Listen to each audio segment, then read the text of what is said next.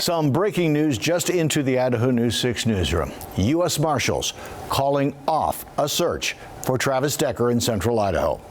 Authorities say they located the man multiple witnesses thought could be the at-large murder suspect accused of killing his 3 daughters. The marshals say the hiker has a similar height and build to Decker with dark features, a beard and tattoos, but it's not him. They've also confirmed this man was hiking in the Bear Creek area over the weekend, where witnesses also mistook him for Decker. They thank the public for your help and your tips, and they'll continue to search elsewhere. We'll continue to bring you the very latest updates as they happen.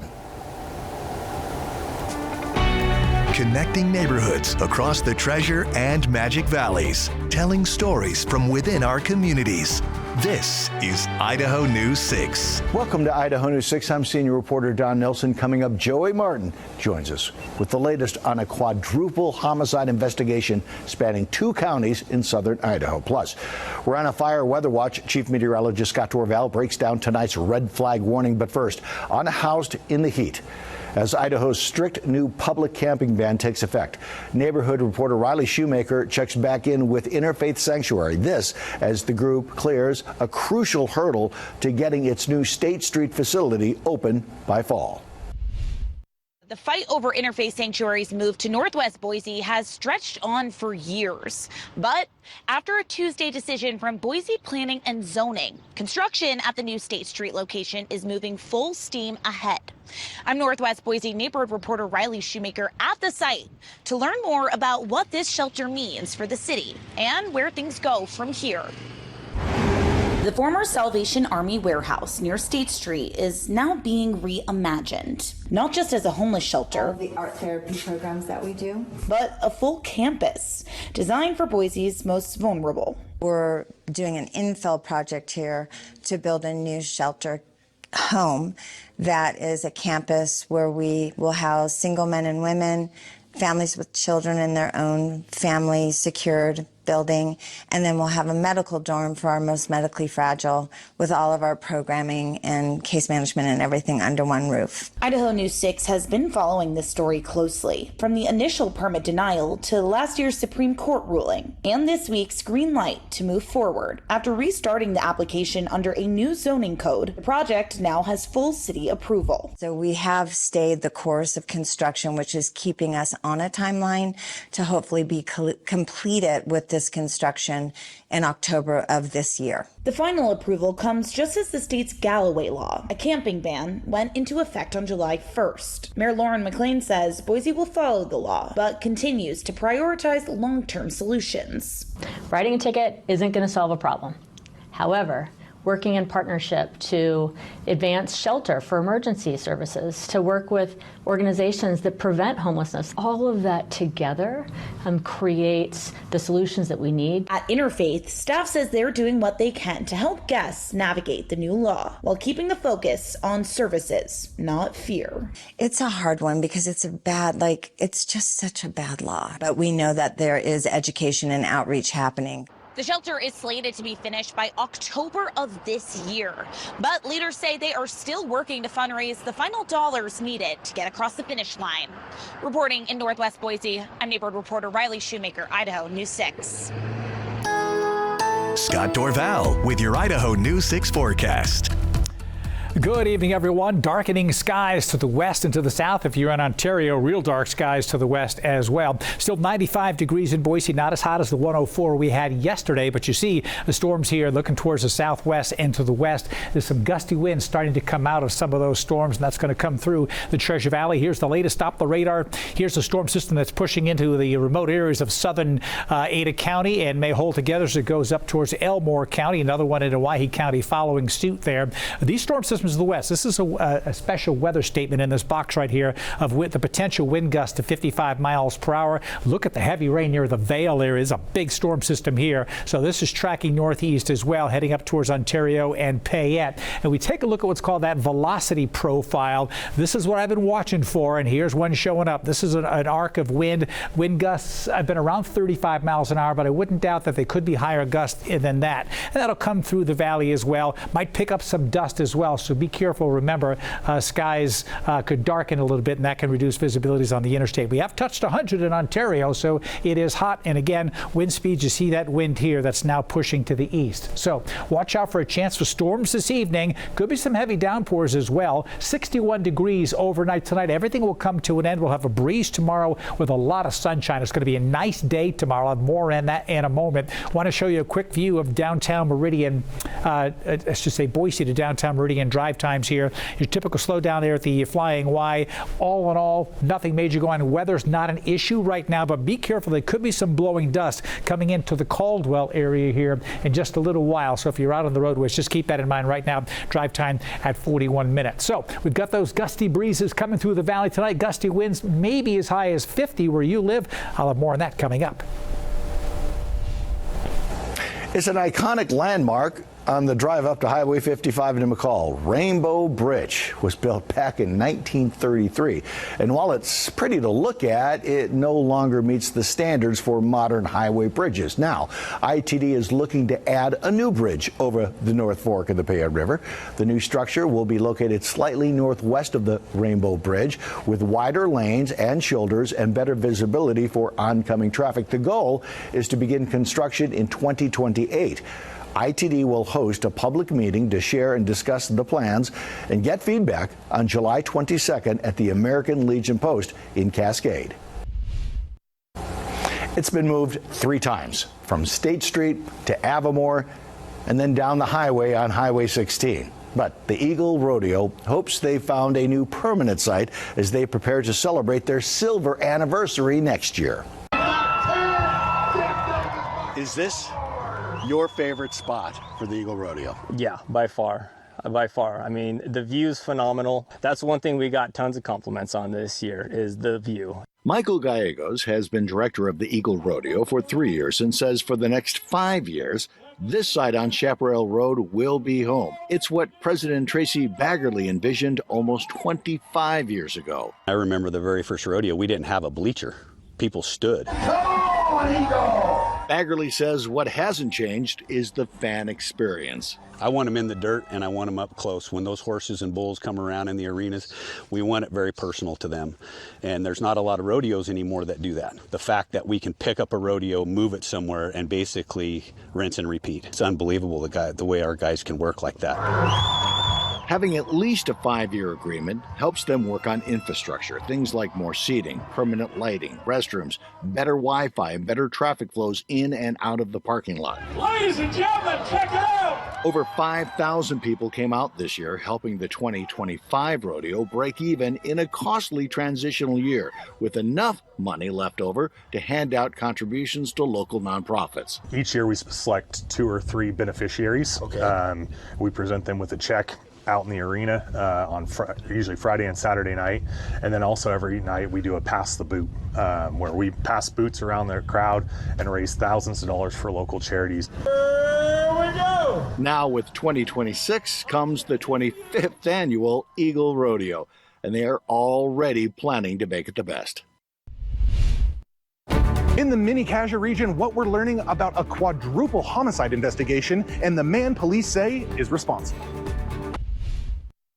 A Burley man is in jail accused of killing 4 people across 2 counties here in the Magic Valley. I'm your neighborhood reporter, Joey Martin, in Rupert, where the first victim was discovered on Tuesday afternoon, prompting a joint investigation among several agencies and the later discovery of 3 more victims. It was crazy. I was talking about it today and it was like just mind blowing. I was still trying to put it together. Neighbors in Rupert are on edge after a home turned into a crime scene and is now part of a quadruple homicide investigation. 56-year-old Ben Naylor of Burley is now accused of killing 4 people in the Mini-Cassia region on Tuesday. According to the Cassia County Sheriff's Office, police in Rupert were first called to this home Tuesday afternoon, where they discovered a dead body. Within hours, investigators located 2 additional victims in Cassia County and a 4th later found in a vehicle in Minidoka County. Police say their evidence indicates Naylor acted alone and say there is no ongoing threat to the public. They did not share any information on the victims or potential motives. Carlos Llamas lives across the street in Rupert where the first homicide was discovered. I went to work last night, so I was kind of worried leaving my mom at home, you know. She said she felt safe, and my sister even asked to come home and stay with her. Llamas says he didn't have a lot of interaction with the people who live there, but assumed at first it was only a minor issue, like a barking dog. But once the police showed up, things escalated quickly. I knew it was probably something much worse like that. When he said it has nothing to do with a dog, it's a lot more worse than that. And, you know, and the tape obviously kind of gave it off as well. Police are being tight-lipped about the details in this case, but as soon as we learn more about the ongoing investigation, we'll keep you updated right here on Idaho News 6. Reporting in Rupert, I'm your neighborhood reporter, Joey Martin, Idaho News 6. A breaking news update for you tonight. Naylor has now been formally charged with 4 counts of first-degree murder. The defendant appearing in court today for the cases in both counties. We're also learning tonight that he was apprehended during a traffic stop in Lincoln County. Investigators say they now identified human remains found in eastern Idaho nearly 3 years ago. Now the investigation turns into how they got there. ISP says a skull discovered by a fisherman in the Fort Hall Bottoms in 2022 belonged to Lucia Olivia Pickett. Police say she was a transient, last seen in Pocatello 3 years prior in 2019. Her identification is the result of a multi-year, multi-agency effort, including the FBI. Dental records providing the final confirmation. Now investigators are asking for your help. If you knew her, saw her before her disappearance, or know where she might have been staying before she died, call the Power County Sheriff's Office. I'm GPD meteorologist Scott Dorval. That red flag warning remains in effect till midnight. We've got lightning out there, so new fire starts are possible. And with gusty wind, those could spread rapidly. I'll have the latest on that. Plus, a nicer day coming up for tomorrow and for the weekend. I've got those changes as well. Scott Dorval with your Idaho News 6 forecast.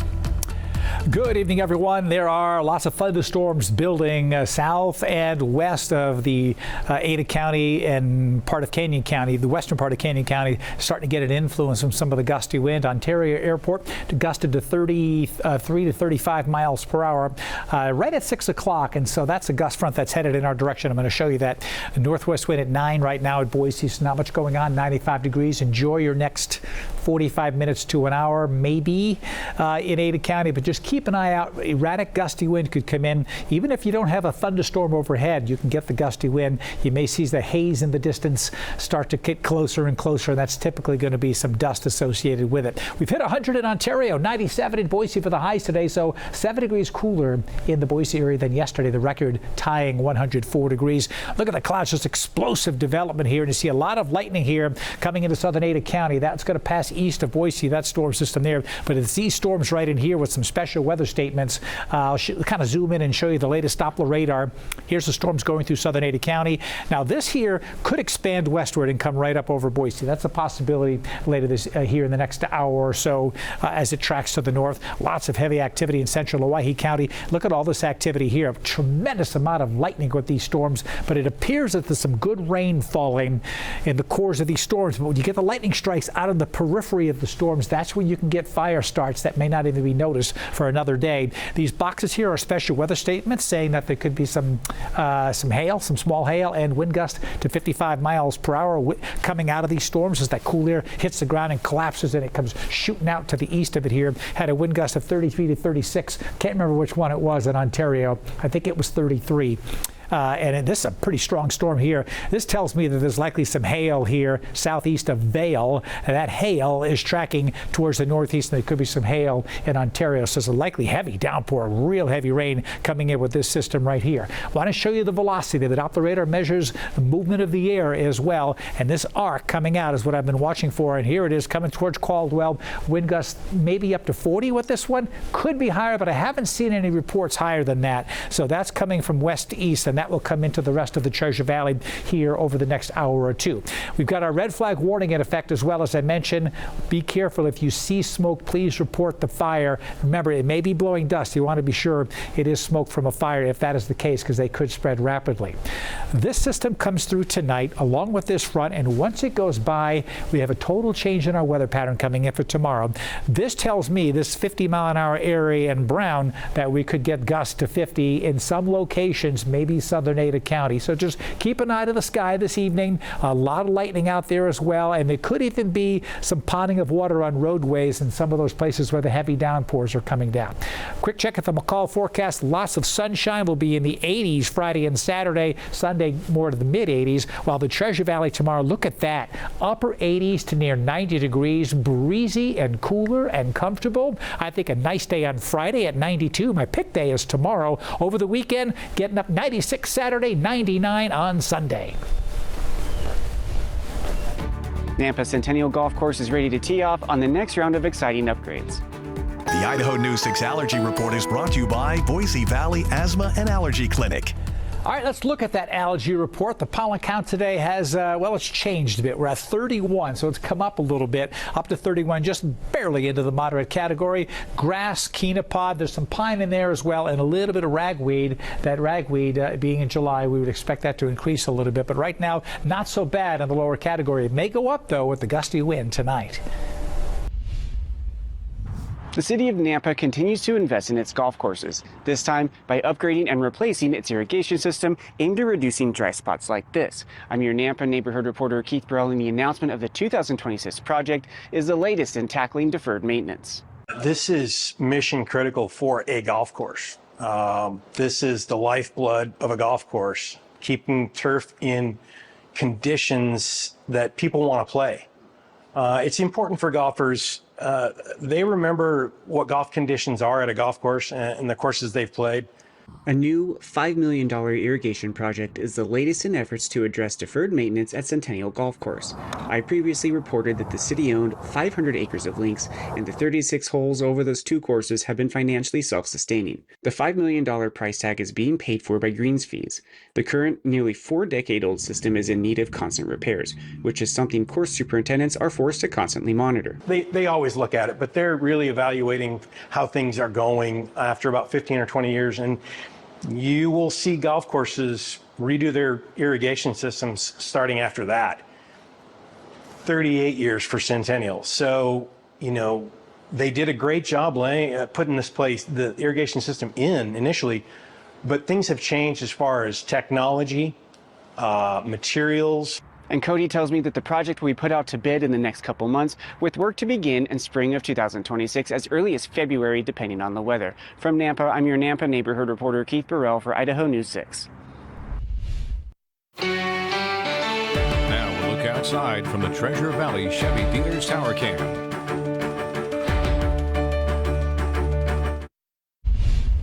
Final check of that forecast. Gusty wind with thunderstorms nearby. Lots of lightning out there as well. So again, keep an eye to the sky this evening. We'll keep you updated. In the meantime, look at that sunshine come in for the day tomorrow. In 90 degrees and then 92 on Friday. Some real nice weather. Heating back up over the weekend with temperatures in the mid-90s and then upper 90s by Sunday. I'll be back in Idaho News 6 tonight at 10 o'clock for an update on tonight's weather, plus that forecast all the way through the weekend. Thanks so much for joining us, everyone. We'll see you later tonight.